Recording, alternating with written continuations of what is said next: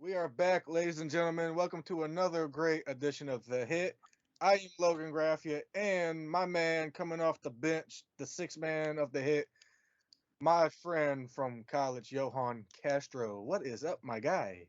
My man Logan Graffia, what is up, dude? How have you been? It's been so long. Glad to be back.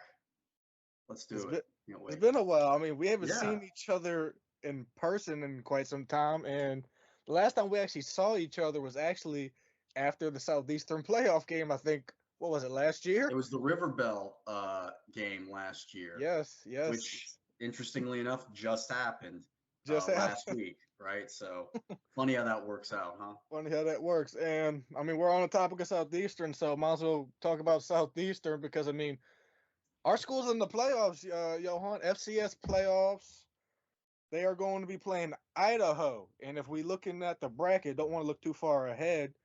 They beat Idaho, they gotta go to Sanford, and if they beat Sanford, Oh, there's the gauntlet, right? they North play Dakota North State. Dakota State. I mean, let's just go back to the Idaho matchup, Johan. I mean, this season has been kind of like a two quarterback system that Selfo kind of likes. I mean, how do you like this matchup against Idaho?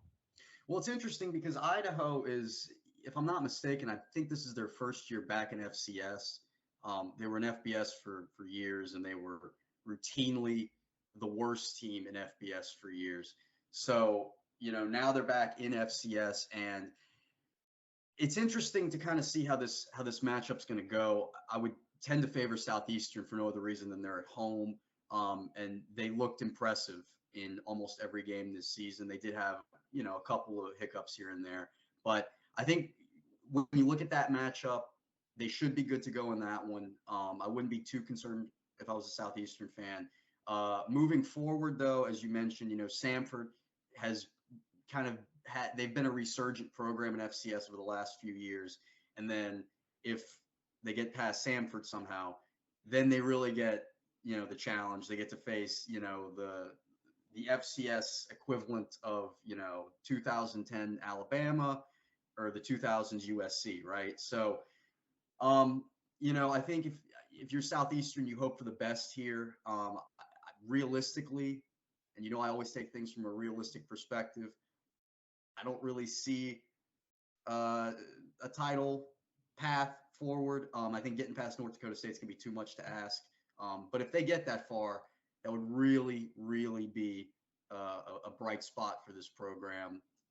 If I'm not too well versed in Southeastern football history, but I think that would be probably one of their best seasons of all time if they pulled that off. I would have to agree because I mean, just beating Nichols a few nights ago, that was their first Southland Conference title since 2014, which was when Brian Bennett was there, who Yes. before we even got there was considered the best Southeastern player ever, and now I mean, Cole well, I Kelly mean, kind of topped that, Cole but Cole Kelly kind of yeah. topped. I mean, probably for greatest Southeastern quarterback. I mean, I still think greatest Southeastern Lion ever probably has to go to Robert Alford. I mean, he got drafted in the second round of the NFL, Well, I and he mean, played in the if Super Bowl. yeah, if getting to the NFL is what matters, then yeah, it'd be Robert Alford and Harlan Miller. But in terms of production, then yeah, I'd say Cole Kelly and Brian Bennett. I mean, hell, Bennett did some amazing things at Southeastern. Um, Depending on who you ask, it might be Bennett. But yeah, I mean, either way, I think if they are somehow able to, if they get past Idaho and then they somehow get past Stanford or Samford, not Stanford. Good God, Stanford would crush them probably. But Samford, if they get past Samford, then the North Dakota State, I think that'd be a tough test. But we'll see. We'll see how it all plays out. We'll see. It'll be an interesting game. I hopefully I get to go, but sometimes work comes first. But moving on to LSU, since we're on the topic of college football, LSU just completely destroyed UAB, Johan. And I mean, who didn't expect us to beat UAB? I mean, let's be honest. I like their program. I'm happy that they got their program back. I mean, I really love their running back. He's on my draft board, but going forward, LSU has to win out in order to, I guess, persuade the committee to put them into the playoffs. I mean, you would think they would be ranked five right now. Come Tuesday, they might be ranked five, but AP poll just came out. USC leapfrogged them, and LSU stayed at six. Going forward, what is your opinion on this LSU Tiger team? Well, you said it. They have to win out. That's the only way they make the playoff. And even then, I don't think it's set in stone. Although honestly, I think if they were to beat Georgia in the SEC championship game, a team that I think unless they lose to Georgia Tech, coming up, and then they lose to LSU, I think Georgia's a lock to make the playoff, win or lose in that SEC championship game. So if they somehow go in to Atlanta and beat the number one team in the country, I think it would be undeniable. I mean, you're leaving the SEC champion out, regardless of having two losses, I think would be absurd. Um, you know, when you look at how the playoff, I think is lining up. Like I said, I think Georgia's a lock regardless. Assuming they beat Georgia Tech, of course, they're a lock, and then the SEC championship would just determine where they're seated, right? You're going to have the Ohio State Michigan winner, and then if TCU wins out, I think you would have to put them in. It's hard to, if a team goes undefeated and wins the conference title, it'd be hard to leave them out. So basically, I think if you're LSU, you really do control your own destiny here. Now, I don't think the committee would pull some kind of trickery and throw USC in over them. Maybe they would, although, like I said, I think you'd be very hard pressed to see the SEC champion miss the playoff. I think that would be unprecedented. And I like their squad. I really do. I know you're a huge Jane Daniels fan. I've become a huge Jane Daniels fan. Let me pose this question to you. Do you think he's in the Heisman conversation right now? I mean, I've seen his name brought up. I mean, from the beginning of the season to now is just the tremendous strides that he's taken, and I'm happy that he's done it. But Heisman convo, I'm going to say that's a stretch, but he's playing lights out since the Florida game. Actually, I mean, he's been playing lights out, and he's playing like our own personal Heisman. But I don't know if he's a Heisman candidate this year. Now next year, we could be talking him and Caleb Williams, battling it out for the Heisman convo. So, but Well, I think the Heisman conversation, I bring that up because I think the Heisman conversation kind of went up in flames with Hendon Hooker going down and then Tennessee getting blasted regardless. So right now, I mean, I don't even know. I guess you'd say Blake Corum from Michigan would probably be the favorite, but man, the Heisman conversation right now is so strange. And, he did beat Alabama, and that a lot of times is the definitive moment for a lot of Heisman winners, at least if they come from the SEC.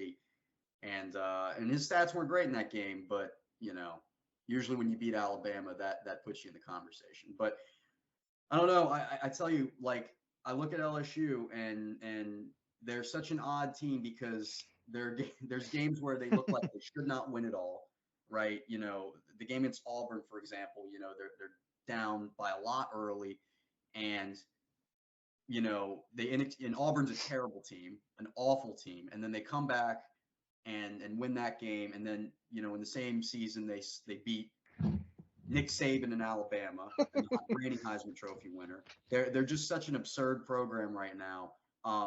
But I love every second of it. I love watching them play. They're a run first team, but they're not like a Les Miles run first team where they're running that 1975 Bo Schembechler offense. They're actually running like a modern day college offense, and it's refreshing to see. And yeah, I kind of hope they win out because I think it would just everything would go into chaos if they win out. So I'm rooting for chaos in the playoff. we all are rooting for chaos here for the LSU Tigers, and I mean, I'd absolutely love to see LSU in the playoffs. Now, if they beat Georgia, I'll be pleasantly surprised. But I mean, So would I. we beat Alabama, and I mean, no one thought we would win. But I mean, I think I told you after we beat Bama the next day, I found a tweet that I tweeted in July that I don't even remember tweeting, and I said back in July, LSU is going to go 10-2, and I think we're going to beat Bama this year. And sure enough, if we win out, we go 10-2, and we beat Bama. So that's absolutely crazy to even think. I think I said 9-3, but I definitely didn't think they'd beat Bama. I thought they'd lose to I think Florida and Arkansas and Bama, and Arkansas gave them Arkansas gave us trouble. Yeah, Arkansas gave us a run. I think there were some extenuating circumstances in that game, but yeah, I mean, Seems again, like I'm just everybody kind had of the flu. yeah, I'm pleasantly surprised by what they've done this season. And well, I mean, it's gonna be interesting going forward. I mean, the college football playoff polls come out tomorrow, so we'll see how that goes. But we got to move on to our next topic, which is oddly enough a happy occasion finally, Johan. The New Orleans Saints. Yeah, what are the odds I come on like a week like the day after they win a game, and I had all this negative stuff laid out how I was gonna, just thrash everything on the team. I'm kidding, of course. No, they looked awesome yesterday. That was their second best performance of the year after the Raiders game. Andy Dalton. Look, the guy's not the future by any means, but I think right now, you know, I don't really think there's much of a quarterback controversy because Andy Dalton runs that Pete Carmichael offense better than Jameis Winston does. I said it back early in the season. It looked like with Winston, they were forcing a lot of different things. They were forcing deep shots. I remember in that Tampa Bay game, they threw like 6 deep shots to Olave and none of them connected. I think Dalton's better suited for what the offense is. I think, yes, now granted, the Rams are in a state of chaos, right? But yesterday, I think that was you were seeing kind of what they can be when they're starting to click. They're not healthy, and they did have moments where they didn't look great, but that I think is what the Saints can be when things are going right. And I think Andy Dalton is probably the best orchestrator of that. And I mean, I don't think there's some people that don't see that. I mean, I know everyone is all in agreement. Dennis Allen should not be here next year. The quarterback room that we have now probably should not be here next year. I don't know. But Hang on. Let me stop you right there because I don't know if everyone's in agreement about the Dennis Allen thing. I think um, now, granted, again, every time they win, it changes perspective. But I think a lot of people are looking at it and saying, well, give him a year with, you know, probably some new quarterbacks. I think it's fair to say they definitely need new quarterbacks next season. Now, Jameis Winston is under contract. So, if push came to shove, it probably would just be Winston again. But I think I don't know if that idea that Dennis Allen won't be here next year or isn't, or no one wants him here next year. I think that might be a tiny bit of a stretch. I mean, I hear you. I mean, I know Jameis is under contract, but I think it's an option if I'm not mistaken. But I mean, everything that I'm seeing and I'm hearing, I mean, I think it's going to be a mutual agreement to part ways with Jameis and the Saints because if Dennis Allen stays, I can't see a scenario where he wants to be here because one, Dennis Allen doesn't want him to be the quarterback. That's been made clear from the get go Mm-hmm. that he wants Andy Dalton to play this year, and he has. Even when Andy Dalton struggled, I mean, he thought about going back to Jameis, but then he just came out and said last week that Jameis is not going to be 100% healthy this year. So Mm-hmm. there's no reason to put him out there. If anyone's going to go out there, if Andy Dalton goes down, I would say put Taysom out there and just let the cards fall where they may. But as for 2023, I don't see Andy Dalton being here, and I don't see Jameis Winston being here. I think you're going to see maybe if Dennis Allen does that, I think you're going to see them sign a bridge quarterback that can fit this system if Pete Carmichael stays, which I hopefully not because his offense just needs a whole revamp. And if you do look at someone like a Hendon Hooker, I mean, he's going to be out. So maybe get that bridge guy and then have Hooker sit until he's healthy. I mean, Jameson Williams is just finally healthy and it's November and he hurt himself, I want to say, in January of this year in one of the bowl games. So, Well, Hendon Hooker, I mean, I this is going to sound a little morbid, but I think Hendon Hooker getting hurt might have been the best thing for the Saints because there's no way he's going to be a first round pick now. He was already kind of a tweener, like borderline first round pick. He might not even be a day 2 pick. He might be an early day 3 pick with this injury. For a number of reasons, his age, the style of offense Tennessee plays. I think I look at that quarterback class. He's the 4th best quarterback in my opinion, behind Stroud, Young, and Levis. So if the Saints could grab him in the 3rd round, I think that would be huge for them. Now, he won't be available. Probably won't. I mean, he'll be available. He'll be healthy as the season progresses. But given that he's a rookie or given that he would be a rookie, he probably would not play next season. So yes, I agree with what you're saying about the bridge quarterback. The question would be, who would that bridge quarterback be? Would they bring Andy Dalton back? I think he's on a 1-year contract, so they'd have to re-sign him.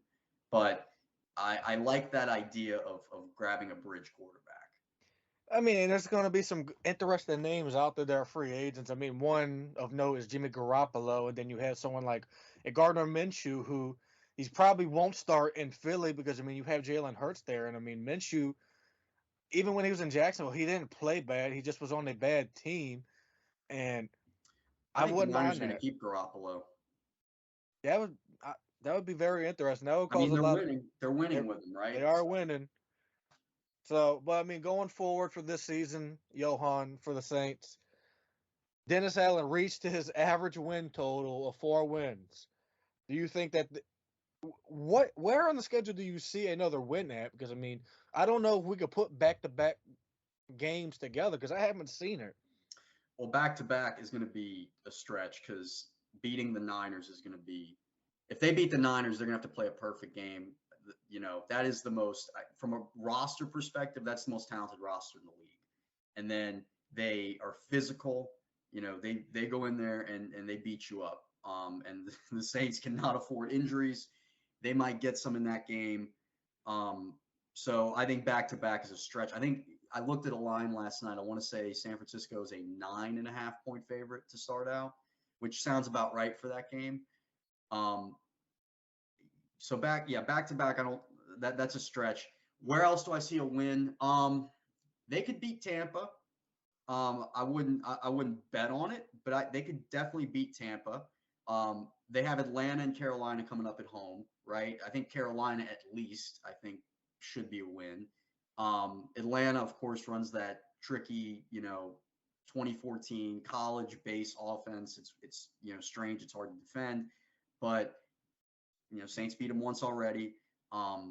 Granted, it was a little lucky, but regardless, I think I could see them going probably 6-11, 7-10. And given how weak the NFC South is, they might win the division at 7-10. Again, I wouldn't bet on it, but it's a possibility.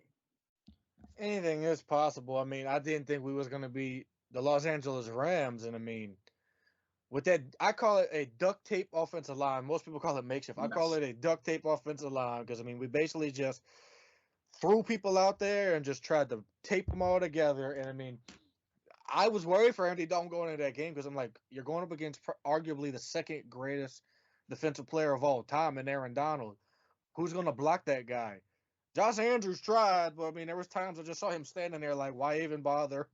And I want to say Jari Evans a week ago or 2 weeks ago when they played the Ravens, he was getting his they were inducting him into the team's Hall of Fame, or it was something or other. They were honoring Jari Evans, and it's like, well, can he throw a jersey on and like get back out there? I mean, I know he's older now, but like he's probably better than Calvin Throckmorton still. So I don't know, just an idea.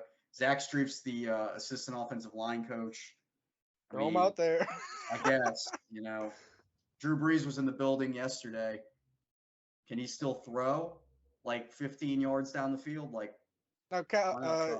now, Johan, I almost called you Calvin. It's a force of habit. Apologize, but It's all good. Johan, I gotta ask this because I mean, is this a coincidence? Let's see. We beat the Raiders. Sean Payton visited the facility, but didn't visit with the team. Drew Brees and they won against the Raiders. Drew Brees is in the dome against the Rams, and they beat the Rams. I mean, the Raiders and the Rams games have been arguably our two best wins of the season.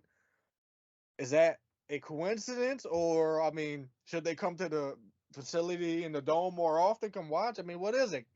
So I got. what you're saying is should a Saints legend come every like week or so to motivate the team? So like Ricky Jackson, I guess, will come next week, and then Willie Roaf is going to come, and then Archie Manning will come. That kind of thing. Maybe Embarrassed us in front of the Sam Mills' family when they was honoring him at halftime during the Ravens game. So I think it might just have to be Coach Payton and Drew to come back. Because I mean, when they visited, I mean, we had our two best games. I don't know if that's a coincidence or not, but I mean, if that's the case, let them come back for the rest of the year. I think it's coincidental, just an idea, but yeah, I mean, I think it does draw to an interesting point because I do think this team lacks a lot of leadership at the moment. Um, One thing I noticed about Dennis Allen when he had his opening press conference is that he kind of had this look about him of I don't want to say that he didn't know what he was doing, but he just kind of had this look of like youthful optimism, let's just call it, where he just had like this. He didn't have that serious like Sean Payton kind of look about him. And then every time they show him on the sidelines, he he kind of looks like a deer in headlights, especially if they're getting blown out. Like against Pittsburgh, every time they showed him on the sidelines, he just had this like look of like he didn't know what to do next. Um, I do think leadership is lacking. And if those two guys, if their presence just breeds that kind of leadership and breeds that kind of mentality, then sure, right?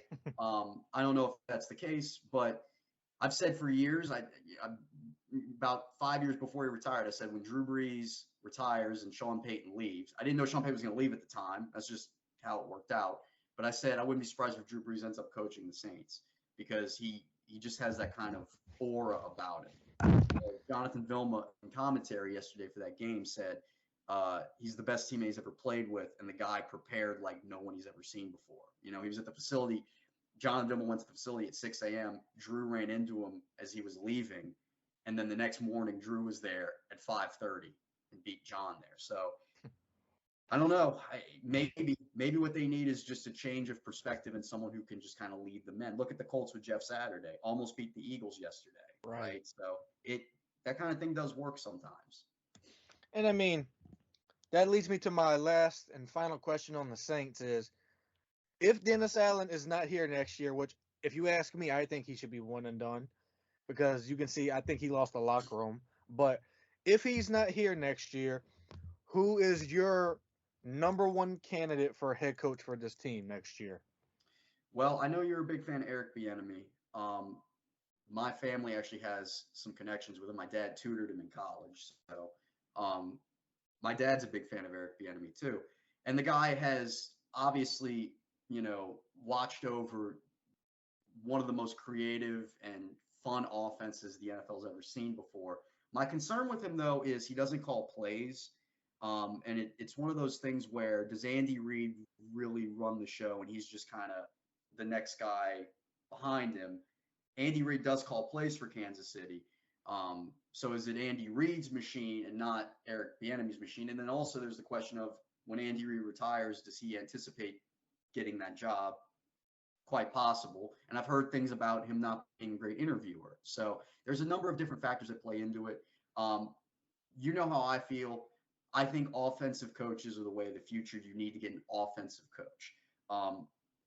If like let's say they draft Hendon Hooker, or let's say they get someone like that, someone like Shane Steichen from the Eagles, they run an RPO offense, and I believe I don't Sirianni might call plays for them, but Sirianni's not like an Andy Reid where he's got that kind of where he definitely presides over the entire team. Andy Reid's obviously been around for many years. Sirianni's only been around for 2. So someone like Shane Steichen, Shane Waldron with Seattle is a good one. I wanted him to hire Doug Peterson this offseason. So just someone who can innovate the offense. And there are a number of really good offensive coordinators out there. Ken Dorsey with Buffalo. Joe Brady is his quarterback's coach. Of course, Joe Brady, former offensive coordinator at LSU, was on the Saints staff. Bring him on maybe as the new OC. There's a number of different directions they can go in. I think they're going to hold on to Allen next year, but moving forward, I think that's the way you have to look. I cannot disagree with any of that. I agree with all of it. I mean, you know me, Bieniemy's my number one guy, and if I had a number two, it definitely would be Ken Dorsey. It's going to be interesting to see how 2023 looks for the Saints. I mean, we're still in 2022, but we're already talking about next year because, in my opinion, I think the season's a wash. Yeah, I mean, even if they do somehow make the playoffs, I mean, they would get blasted probably by Dallas or San Francisco, wherever that number 5 seed is. Now it could be like a 2010 Seattle situation where the team comes in as a huge favorite and the Saints pull a massive upset. Anything can happen in the playoffs, of course, but I'm in the same boat as you. I look at it as if you can't win the Super Bowl, if you can't meaningfully contend for a Super Bowl, then what are we doing here? Right? If you're a young team and you're trying to improve, like Detroit, another team I know you're a big fan of, like they're a young team and they're improving. They're not a Super Bowl contender, but if they were to somehow make the playoffs, that's huge for them, right? The Saints are a veteran team. They're kind of an older team. They're led by a bridge quarterback. If they make the playoffs, what does it really do for them? Because they're not trying to really learn how to win. They're just trying to stay above ground. You get what I'm saying? Oh yeah, that That's makes just the way I look at it. So I can't disagree. I mean, that's all valid points, but we got to move on to our last topic of the podcast, Calvin. It's the New Orleans Pelicans, which has been. Calvin, Oh, I Calvin, called you It's Calvin. all Hey, good. It's all good. that's a force of habit. I got you, man. He's here in spirit, Johan. I am It's so all sorry. good. It's all good. It's a compliment, if anything else. So we're going to move into our last topic of the podcast, Johan, is the New Orleans Pelicans, which has been more of a happy occasion than sad this year, which we all expected it to be a more happy occasion. So tonight they play against the Golden State Warriors. Zion's going to be returning tonight. He already said he was. I want to get your thoughts so far on the Pelicans this season, just so far. Um, they're performing to a level that I pretty much anticipated. I mean, they're 9-7, which is not the sexiest record, but I don't think if they would have gone like the Celtics and if they were 13-3, 14-3 like that, that I think would be defying expectations. They'd be they would be exceeding expectations like we I don't think people outside of New Orleans would have expected. I think around here people thought, oh my God, this is going to be a title contending team this year. I always kind of tampered down and said, I top 4 in the West. If they can make the Western Conference Finals, again, just talking about this with within the NFL. They're a young team. If they can make the conference finals, that's huge for them because they're still trying to learn how to win, right? They are playing Golden State tonight. Golden State has struggled this year. I still think Golden State, when it's all said and done, will probably be standing at the end of the line in the Western Conference. Either Golden State or Phoenix. I think it's a fair bet. But I've been impressed with the Pelicans. They are hitting the expectation I thought that I had going forward. Really talented young team, fascinating young team. I'm still a little concerned about Zion, though. He is still dealing with injuries at a rate that makes me uncomfortable. Good thing is none of that's going to matter next year because they're going to have Wembanyama. And when you have 2 generationally talented players, the world is your oyster at that point. Of course, I'm being facetious, but in a perfect world, right? If they can get him, then sky is truly the limit, like we've never seen before. But I digress. I've been impressed with the Pelicans. I think they have a very bright young core. Brandon Ingram, I think, is a top 25 player in the league. You won't hear anyone mention that. They still think that we should trade him for Kevin Durant, but let the national media be sad about Kevin Durant and the Nets struggling and LeBron and the Lakers being the laughing stock of the league because right now the Pelicans have a bright future and I think they'd be foolish to blow it up. And it's funny how you mentioned the KD trade thing because I was just on Scoop B's show not too long ago and he was asking me about that and I told him, he asked me what was the feeling down here when Pelicans fans were hearing about the Brandon Ingram and KD trade rumors. All hated it. Everyone hated it. We all hate it. I told him, look, yeah, KD's a great player, but everyone down here knows that KD comes with baggage sometimes. And I mean, and he's injured all the time. I mean, he's a blown hamstring away from his career being over. I can't disagree. I mean, and we all said, look, this is what I told Scoop B. Brandon Ingram is younger. Brandon Ingram reminds me of that rookie Seattle Supersonics, maybe first year Oklahoma Kevin Durant. Right. And I mean, Brandon Ingram, I would have to say, is a top 25 player in the league because, I mean, I can't see him there is not too many people better than him. I mean, when he's not playing, the Pelicans sort of struggle, and then it's CJ show. But that brings me to my next question. What do the Pelicans need to kind of like, have this perfect roster? I mean, what do they need to trade for somebody? Or is there a position of need in your opinion on this team right now? They're such a unique team because they're so young, right? They were the only team coming into this season that had the same rosters last season, right? It's like they're a young roster. They're built, from the bottom up. They have, I mean, how many teams in the league do you meaningfully see with like a true one unit and a second unit, right? Where you have two units that are set in stone, basically. You're not, I mean, you rotate every now and again, of course, but like they have their top 10 players are set, right? Like they have their 10 guys, their two rotations set, right? They could platoon if they wanted to. What do they really need? I think right now, I mean, I would stick it out with what they have. Again, like I said, I think this idea that they're a title contender this year might be a little premature. I really am interested to see next year in the offseason if, let's say, they get a top 5 draft pick, and it isn't if they get number 1, they have to draft the French kid. They have to. But if they get a pick, 2 through 5, something like that, deal that pick, get a veteran shooter. It never hurts to get another shooter. Replacing Devontae Graham, I think, would probably be their best course of action right now. So if they could, again, looking down the line, if the Lakers pick falls, pick number 3, let's say, trade that pick, get a shooter, really solidify that second unit, or maybe, get another guy for the first unit and just make that, a really stacked unit. Well, I mean, and we also got to remember, Kyra Lewis should be coming back soon because he just played a game in the G League. I mean, I have a what's your little bit of opinion? concern about him though, because again, it's the injuries with him really concern me. He was a talented player at Alabama, but has Alvarado usurped him as the number 2 point guard? I think he has.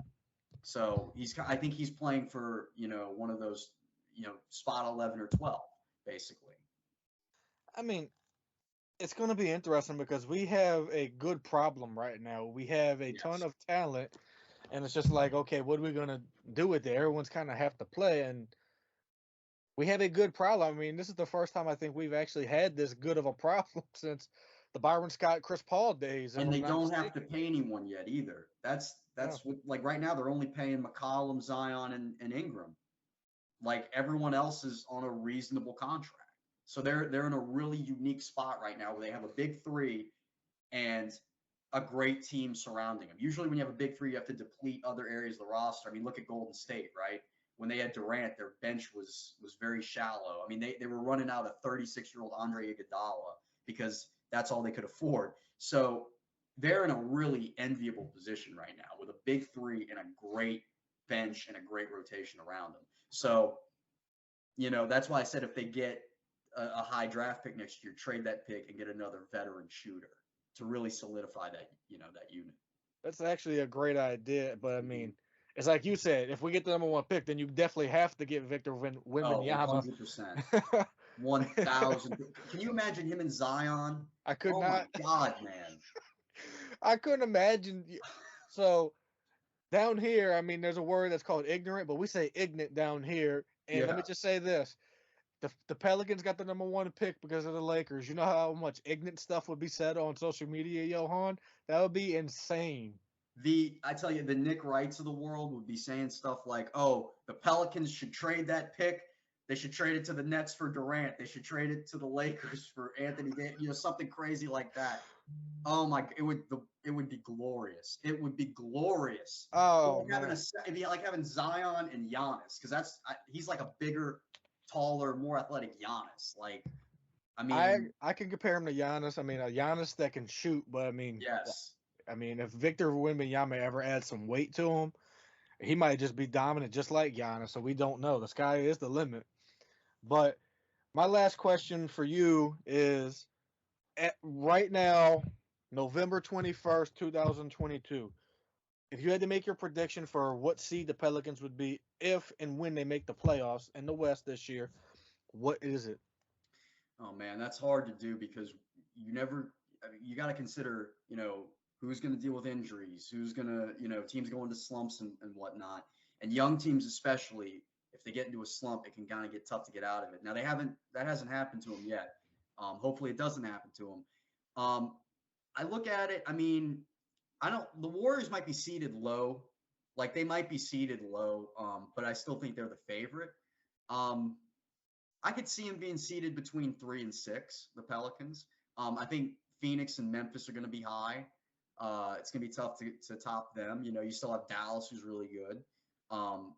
Minnesota, I think, is going to pick it up.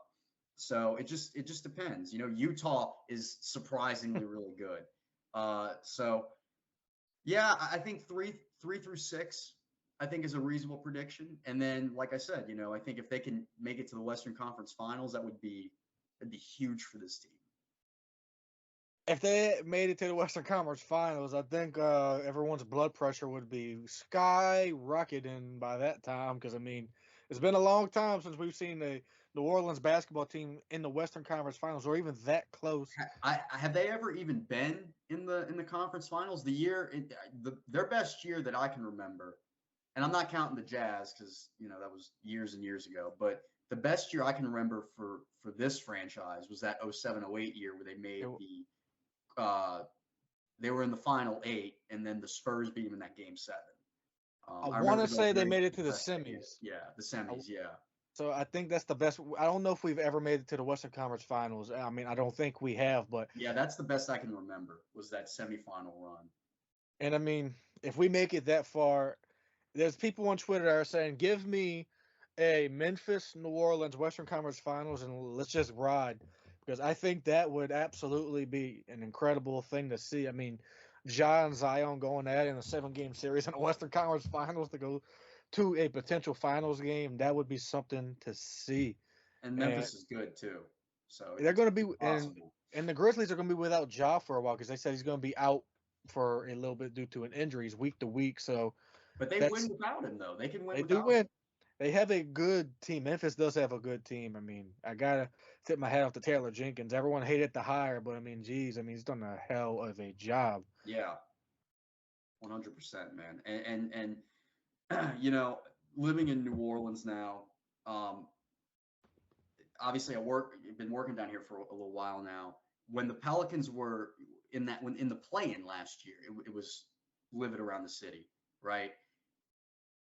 I can only imagine, like, living here, I want to see what it really feels like. If they are like a really meaningful good team, and like let's say they make it to like a game 7 in like the semis against like a Golden State or a Phoenix or a Memphis, it would be unreal. Like I can't imagine what that would feel like around here. I hope we get to see it, and I think it's very possible that we get to Yeah. see it. But Johan, we are at the end. We're at the wrap up portion of the podcast. So, is there anything before we go that you just want to say that we didn't get to mention at all? Is this like my around the horn FaceTime sort of deal here? I guess Basically, so this is usually around the show, where I'll say, "Hey, Calvin, we're at the end of the show. Any comments, questions, concerns? Just get off your chest." So, Johan, the floor is yours. I would say this, and this is going way back to where we started our conversation. I think if Jane Daniels goes back to LSU next year, he'll probably be in the conversation for the top overall pick in 2024. And if the Saints are terrible next year, they have their first round pick in 2024. So if they're terrible next year and they're deciding to go in a different direction, I don't know. I'm just saying, like, look into it, right? Joe Burrow was so great they didn't have a chance of getting him. I don't know. Just a thought. Let me throw that out into the ether and let people. I always look ahead, so I let's know see. I'm gonna kind of let that simmer on me because I couldn't imagine if my boy that I've been following since his freshman year at Arizona State. He was great at Arizona State too. A friend of mine that I work with, he went to Arizona State, and his last 2 years were Jane Daniels' first 2 years at ASU, and he actually, the guy's a big LSU fan. Even though he went to ASU, he's a big LSU fan. he went to a Saints game. I think it was against the Ravens, and Jane Daniels was there with his agent, Oh and he wow. said he met Jane Daniels, and Jane's like, hey man, I'm Jaden, and he's like, oh dude, I've known who you are, for 4 or 5 years now, like, and he tore it up at ASU, so it's good to see him have a resurgence and kind of go back onto that path. So I'm excited. And I'm happy to see him do that. I've been a fan of for a while, but we are at the end. We are out of time here, Johan. And I just want to say thank you for coming off the bench, being a Jamal Crawford of the show, and just coming on, just shooting the breeze, man. I'm the James Posey, the Jamal Crawford, the Manu Ginobili. You call me whatever, man. It's all good. It's all good. And anytime, I'm happy to do it. I had a lot of fun. So Well, man, we should have you on again soon. I will definitely keep you in mind. So, with all that right, being buddy. said, you guys, this has been another great edition of The Hit. We shall see you next time.